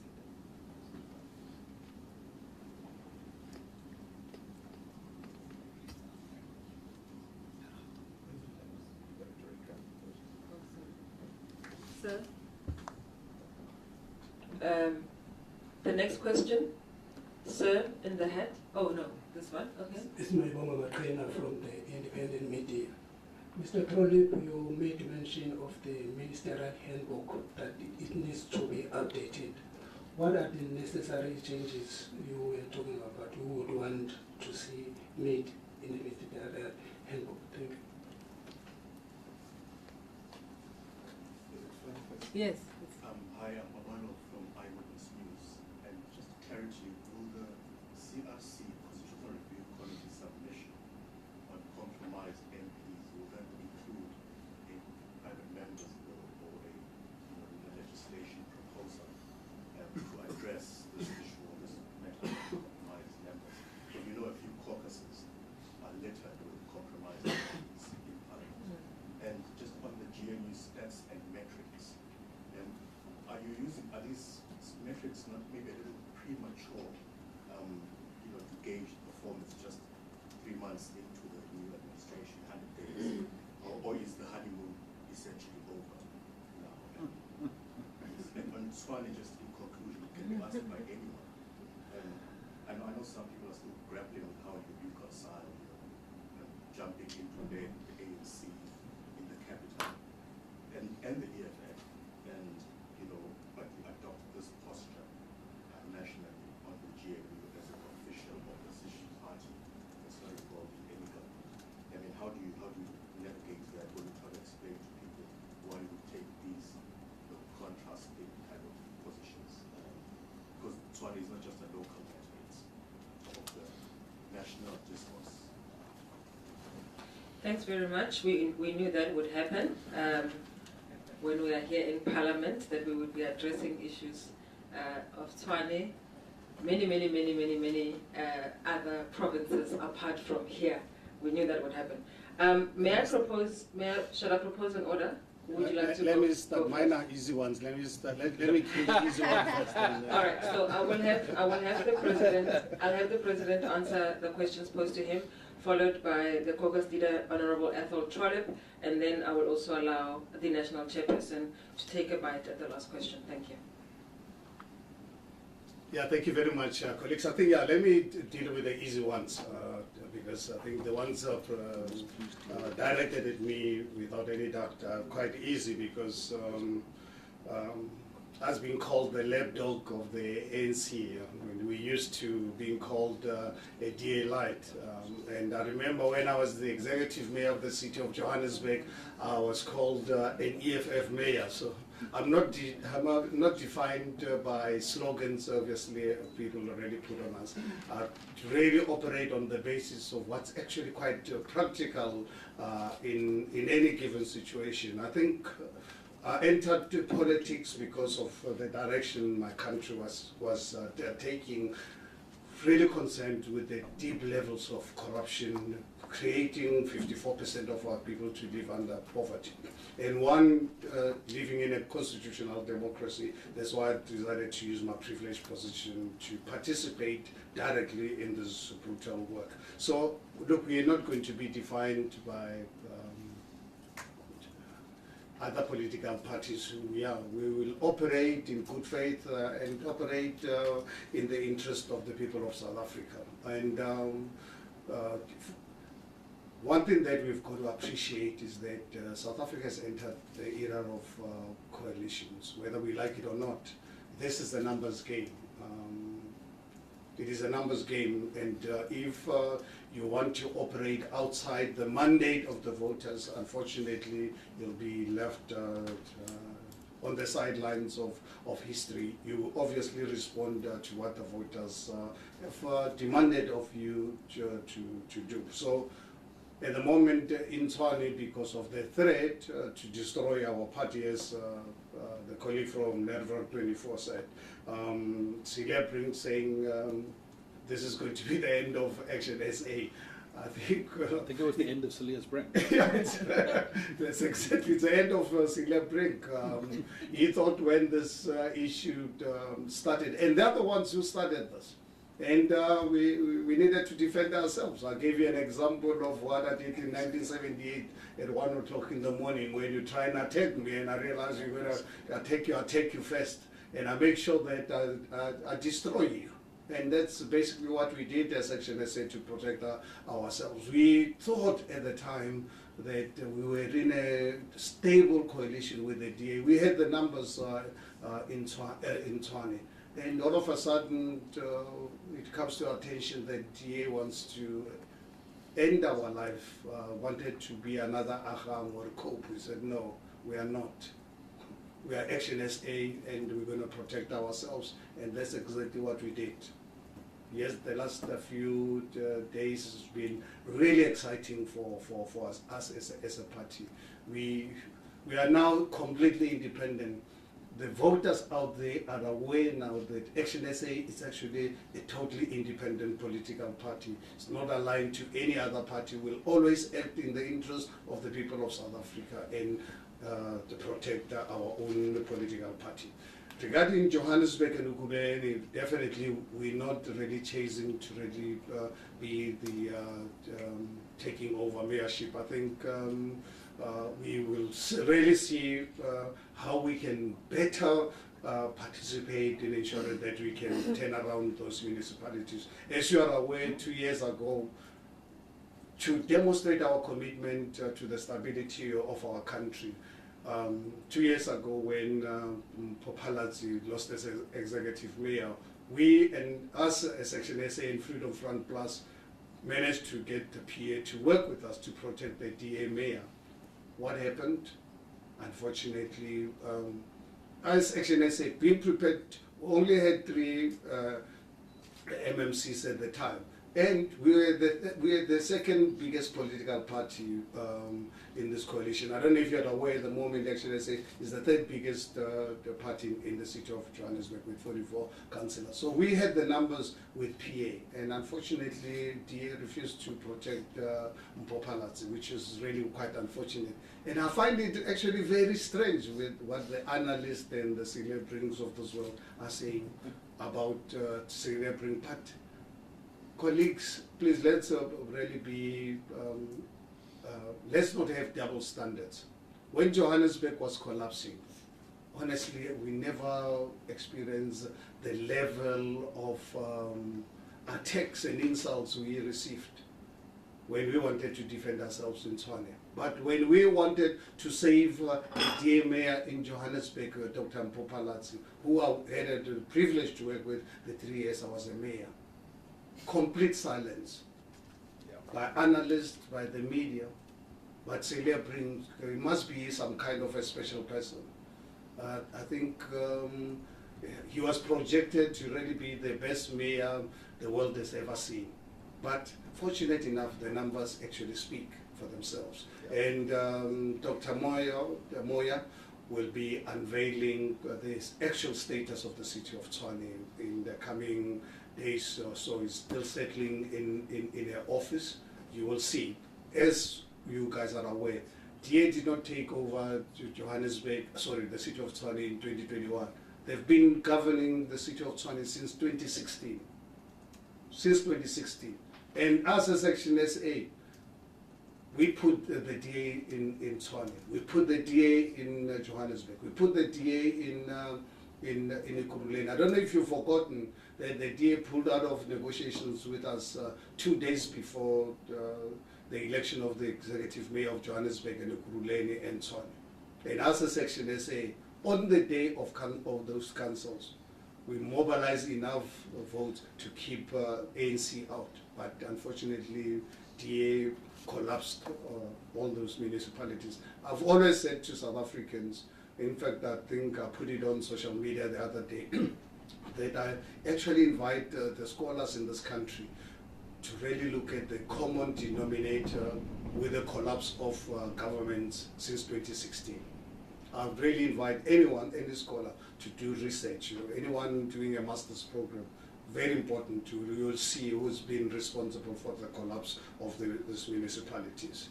And in terms of navigating of positions, I think for us as ActionSA, when we take decisions, we put people of South Africa first. And some of the decisions we take on a short-term basis, people might really think we are unfair or we are flip-floppers. We take decisions that will ultimately make sure that we provide services to all the residents, but at the same time, make sure that we unite South Africans. We cannot accept corruption.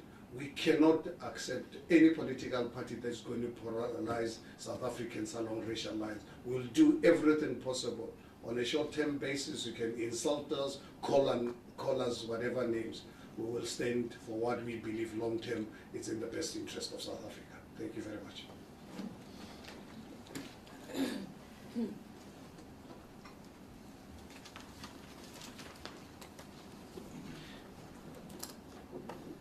Thank you very much. I'm going to start with Mr. Felix about us occupying the middle ground. That's not a bad word, but what we're saying is actually that we're a pivot or a fulcrum in Parliament, because we now have a very powerful government bloc of 71%. And on the other side, in the opposition, we've got a brand new political party with no opposition experience. The former Democratic Alliance in opposition was a very good opposition, but now there's a void there, and it's not been properly filled.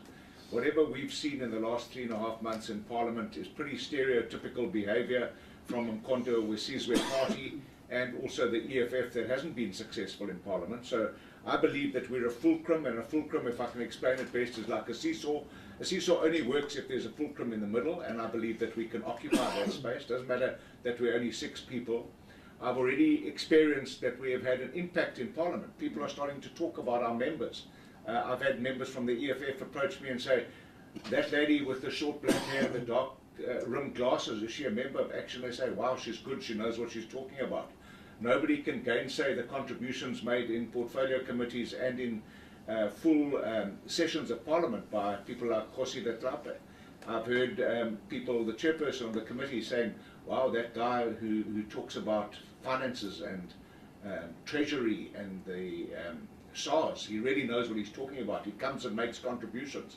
So I believe that we can box way above our weight division, simply because we arrive better prepared, more professional, and more committed to being that fulcrum that is so important to make any institution or organisation work.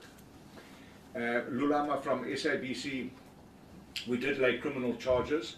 I'm going to ask my colleague Malebo Kobe to deal with the exact charges, because she laid the charges, because the charges had to be laid where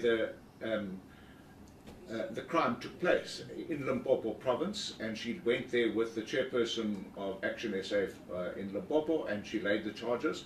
So when I'm done, I'm going to ask her just to make some comments about that. There is a question on Thursday in Parliament. It's been asked by Glynis Breitenbach from the DA with reference to the President's comments that he made in the National Council of Provinces on the 12th of September, talking about the report which he requested from the Minister. So there will be an opportunity to take up all the issues, all the correspondence, every comment we've made, the charges that we've laid, the letters to the Public Protector, the letters to the Speaker. I'll be raising all of those issues, and the fact that there's been radio silence from all the people in that regard. In fact, my meeting with the Public Protector was alarming, because they showed no appetite whatsoever to proceed with this investigation. We're going to be watching what the Hawks are going to do regarding their investigation. So we will certainly use every opportunity to make sure we hold public office bearers, especially ministers, to account. With regards to compromised MPs and can we make a difference with 6 seats?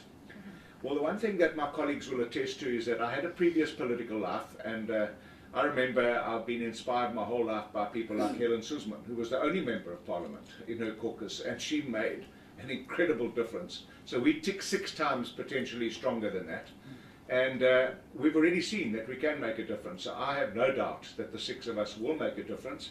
And if you use every lever to influence people by encouraging them to do the right thing, and if they don't do the right thing, you expose them for their reluctance to do the right thing. So we're going to use honey and the stick to get MPs to do the right thing. And I believe we can be successful with that. Sorry, I didn't know it was Bennett or Mr. Bennett. I just want to say one thing. I'm sure Mr. Mashaba answered the question around Salias Brink and Tshwane. All that glitters is not gold in my life, and I've seen that so many times. But I do know that Dr. Masipi Moya is nobody's puppet, and she's not there alone. She has got the support of this caucus. She's got the support of every member in this caucus. We spoke about it this morning in our caucus committee and last night when we had a meeting with our president. She's got the support of every member in our Senate, and she has the support of our national leadership. So she's not alone, but she has already shown in 2 weeks, once as an acting mayor, 1 week, and 1 week as the mayor, that she's nobody's puppet. So people who are calling her a puppet, that's premature. Wait and see. Die stof gaan trek in Tshwane, dis verseker. And then, with regards to Minister Semelani, what evidence do we have? Well, the evidence keeps mounting. We had an interaction with the minister where the more questions we asked her, the deeper she got. Recently, she appeared before the ANC's Integrity Commission. She made some statements there. Latterly, we've heard that she was encouraged to withdraw those statements. The statement said that she reported her VBS allegations to the President in 2021 when he appointed her as a Deputy Minister. Well, if President Ramaphosa needs time and space, he's known for requiring a lot of time and space. 2021 to 2024 is enough time and space to deal with a minister that has a cloud of corruption hanging over her head, and we're going to put more and more pressure on him to deal with that. Why the delays from the President? Well, you know, I can't answer that, but he has shown that he has got scant appetite for taking action against members of his executive committee. What do we expect? Well, we expect, at the very least, a resignation, or a suspension, or that she gets fired. Because why should people in the course of public service be expected to go on suspension while investigations are continuing, when the Minister of Justice can continue sitting, for example, in the Judicial Services Commission today and the whole of last week, appointing judges, yet she has a cloud of corruption hanging over her head. So she actually should just step aside if the President hasn't the gumption or the courage to deal with it. She should step aside while the investigation is taking place. As for Phala Phala, it is not going to be swept under the couch. the NPA might believe that there isn't a prima facie case. We believe there is a prima facie case. For example, if you or I were found with $580,000 in our couch, we would have to answer in a court of law, because that is a criminal offence in itself. Where the money came from, that's another matter. Where the money went to, that's another matter. How did they try and follow that money and get it back, that's another matter. There are a whole lot of matters. But the fact of the matter is that there's a contravention of the Foreign Exchange Act in this country, and the President must account for it. Simple as that. Daily Maverick, what do we plan to do in the next 2 years, and what are the measurable goals? That statement that I gave and read out this morning, it's available to you. I think that we've set out exactly what our goals are in that statement, and I have already answered the matter that I think with 6 people you can move mountains if you want to. And Mr. Makrina, how do we propose to make changes to the ministerial handbook? Well, we're going to use every lever available to us, including encouraging members of parliament and other political parties to do the right thing. We can't continue with a ministerial handbook that allows people to live a lavish and safe lifestyle when the rest of the country lives an impoverished and unsafe lifestyle. So we were going to encourage members to do the right thing. We're going to do it in public speeches, in public statements. We're going to call parties out. We're going to challenge them, and we're going to use every influence that we have. And I want to tell you that the sphere of influence is enormous in Parliament. Every one of us attends committee meetings. We don't do that in a vacuum. We sit there with ANC MPs, EF MPs, MKP MPs, DA MPs. We're building relations. We're starting to get recognition because we're serious about fixing South Africa. That is our fundamental slogan. It's the only slogan that ActionSA has. We're not a sloganeering party. Our slogan is we want to fix South Africa. And every day we attend committees and attend plenary sessions in Parliament, people are starting to see us for a party and individuals that want to fix South Africa, and you can wield incredible influence with that kind of reputation. As for compromised caucuses, with members who appear now in Parliament with impunity as if they aren't implicated in state capture, to me, I think that honeymoon's going to be very, very short-lived.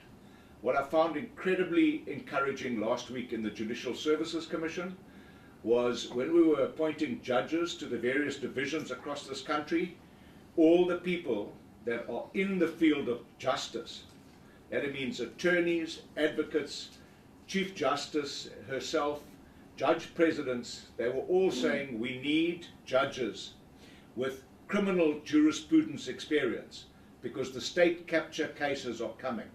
Now, isn't that amazing? We've been waiting for years, decades, and people in the JSC are talking. Let's get the experience we need to prosecute successfully and put people in jail for state capture. So that's what's going to happen. People are going to start going to jail. Even those people who've arrived here.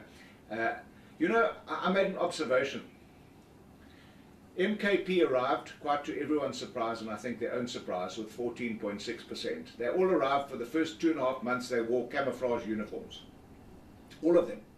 Backpacks, jackboots, berets, you name it. And then when they realized after 2.5 months, it's not really different to the other party that wears overalls. You need to have a bit more substance than that. When the new state capture guys arrived in their jackets and ties, all of them start wearing jackets and ties. You've got to be about more than that. As a political party, you have got to have integrity, and you've got to have the kind of attitude to being a public representative that is credible and trustworthy, and they haven't achieved that yet. Lastly, with regards to the metrics being premature, I'm going to ask Michael Beaumont to respond to that question because they're a living assessment of metrics. I'm sure Michael will speak to that. And then, in conclusion, before I ask Malebo to speak and then Michael, in Tshwane, I think it's so exciting in South Africa that we have a different option. In the GNU, we've got 10 political parties. It's pretty much mirrored in the Provincial Government of National Unity in KZN, also pretty much a GNU, same parties. Now, in Johannesburg, there's a different coalition. And Tshwane, there's a different coalition. And there'll be more going forward.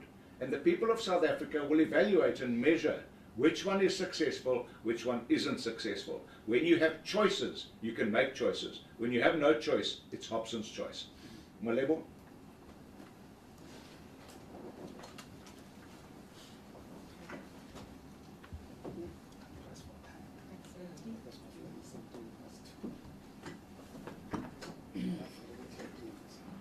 Thanks, Apple. So as our caucus leader has just explained, we went on the 1st of October to go and open a case against the now Justice Minister, Thembisi Melane, who was then at the time the mayor of Polokwane municipality. So we decided to open it in Polokwane because that's where we believe that the matter took place. And we instituted these criminal charges against her because we believe she was in contravention of 2 charges. So that's the PRECA law, the Prevention and Combating of Corrupt Activities Act of 2004, and also the common law of forgery, because we believe that the contract that was produced between her and Gundo Wealth Solutions, that is post facto, was actually forged in order for her to sort of legitimize this transaction, which we believe initially was illegal. They have given us a case. It's CAS 17/10/2024. So we have not produced supporting documents because we were not in possession of it. However, they have opened the matter and they have opened an inquiry to that end. The matter has been escalated to the Hawks, and the Hawks have gotten back to us to say that they are indeed investigating the matter. Thank you. Loretta, you're swapping with me. Sorry, level.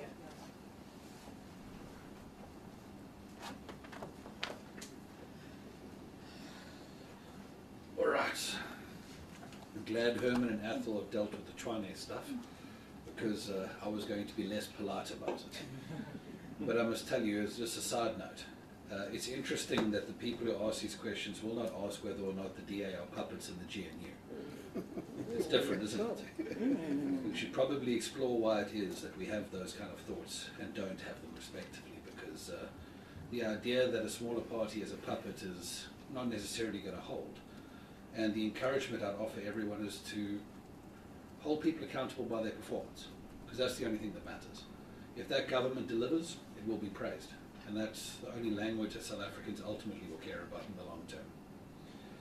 Let me respond to the question that was posed to me, though, by Balo, on the metrics being premature. There's no question. What we're trying to do now is to establish a baseline.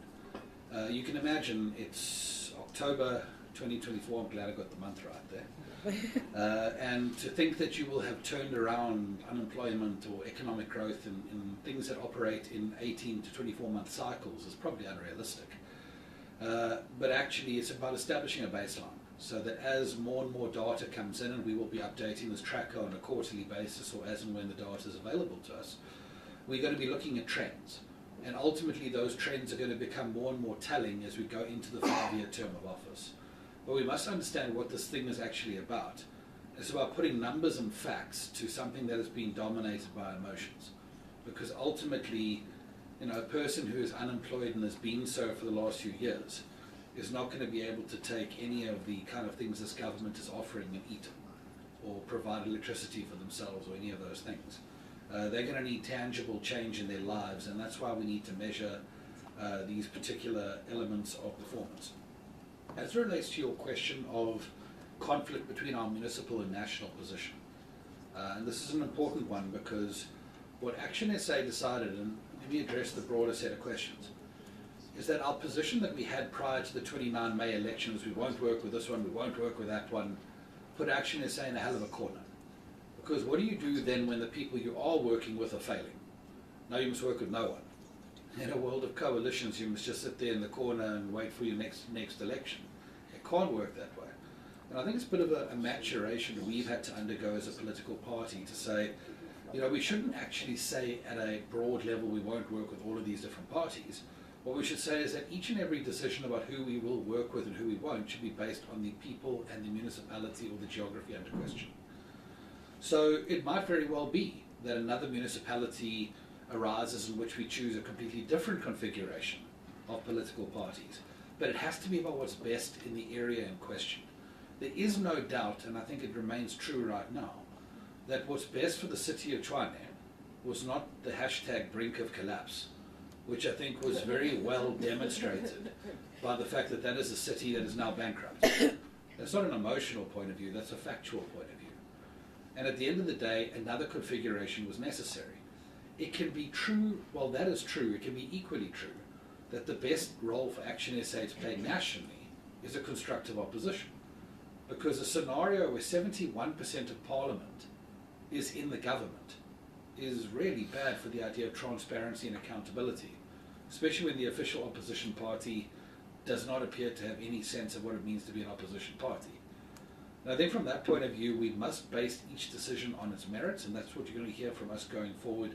And I don't think these things speak to contradictions, they speak to principles that need to be applied to a different set of circumstances that are at play in each particular decision.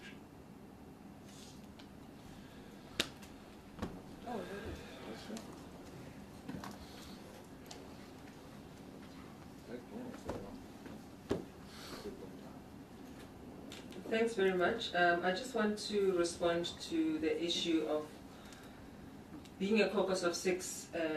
You know, I think my caucus leader has elaborated on that very much, but maybe let me capture it by this quote. If you think you can't make a difference, then you surely have never spent a night with a mosquito.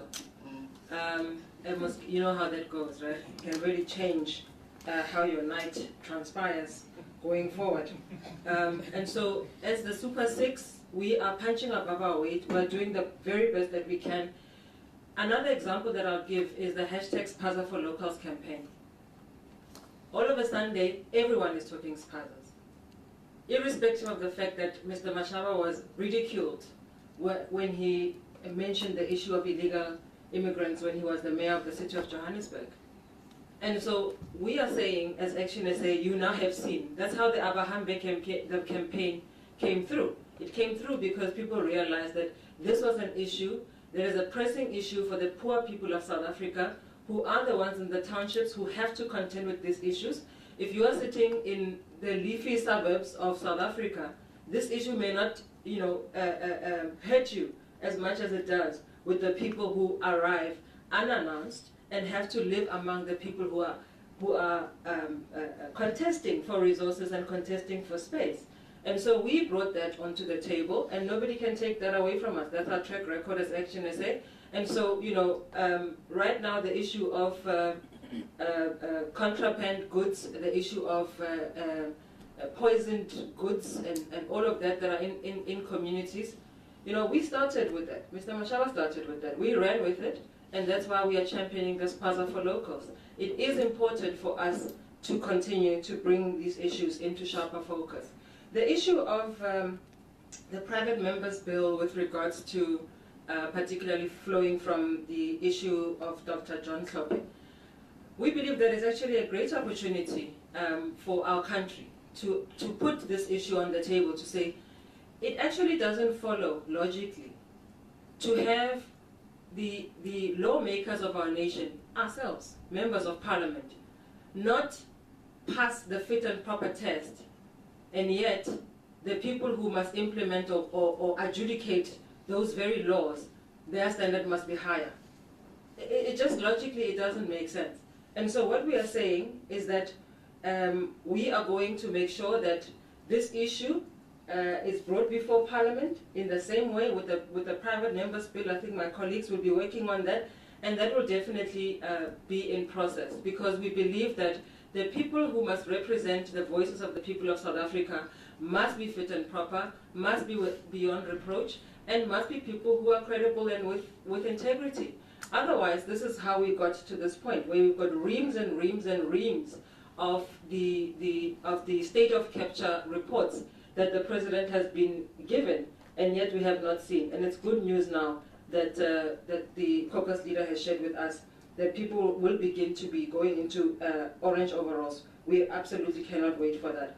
I think that I can take another round of questions if anyone has them. Otherwise, we are open to one-on-ones if you would like to have them. I know that we are all pressed for time, but I'll take your lead on that.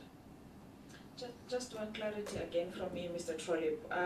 You said you had a meeting with the public protector on Minister Simelane. In your statement here, it's not clear. It doesn't say when was the meeting. Just those clarities. When was it? Matthew will help me on the exact date, but let me just take you through the chronology. On the 26th of August, I wrote to the public protector to say this matter has now broken into the public. We request a private investigation, independent investigation. She wrote back about 3 days later and made a commitment that she would respond to my correspondence within 10 days. She missed that deadline. I wrote again to the public protector to say, you've missed the deadline, can you please give us an undertaking of what you're going to do? They wrote back and requested a meeting. I agreed to the meeting. The date was changed to 2 days later. I thought it was a personal meeting, but turned out to be a Zoom meeting. And in that Zoom meeting, they asked me more questions as if I was the person under investigation. And I realized that there was no appetite.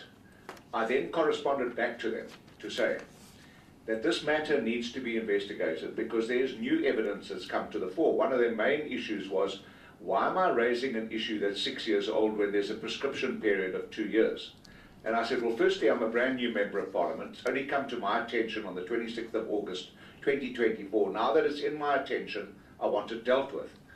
They also asked me a whole host of other questions about why they should investigate it. The meeting was on the 19th of September. So I wrote on the 26th of August. The meeting was on the 19th of September. I even told them in that meeting that I detected a reluctance to investigate. And if they didn't investigate and didn't respond positively before the end of that week, then I would be laying criminal charges. So I did give them notice. And there was no appetite. I can say that categorically. There was no appetite, a lot of prevarication, backwards and forwards, and asking me questions as if I was under investigation. Anyone else? Great, that's fantastic. We call it a day. Thank you all very much. Private interviews? Anyone wanting private interviews? Yeah, Matthew's here, colleague Matthew's here. He'll take the one-on-ones if there's any appetite for it. Thank you. Are you still leaving? Yeah, it looks like a... Okay, so if you want to catch the president, you'll have to catch him differently through his office. He has got to catch a flight. It's actually quite late. Thank you. I can't change my flight at 2:02, so I still have to get someone to rush me to the airport. But you've got my contact details. We can catch on over Zoom, whatever, or over the phone. Jace, text me and I'll sign the text. I'll sign the time for